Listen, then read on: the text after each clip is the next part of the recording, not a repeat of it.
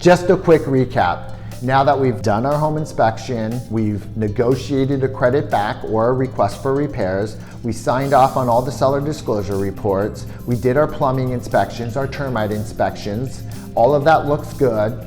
The appraisal came back at value, and congratulations, you're approved for your loan. Underwriting signed off on everything. Now what? The sellers are gonna ask you to remove all contingencies. That means if you sign that document, that you're 100% moving forward with the purchase of the home. Remember, this is generally a day 14 or day 17 of escrow.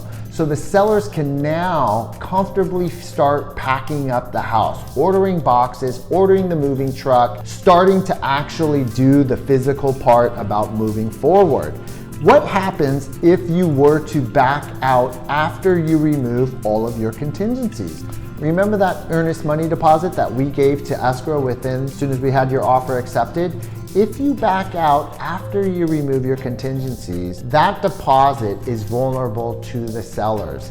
That is the damages if you were to back out of purchasing their home. So we want to make sure that everything is sound and looking good. Again, you have me, your transaction coordinator, to overlook the file and make sure that everything is sound and we're in position to remove our contingencies. It does not passively remove, so we will have this conversation together to make sure that everything is good to go and you're still good about moving forward. Congratulations. You will be a new homeowner within the next 10 to 14 days based on whatever the escrow period was that we all agreed to.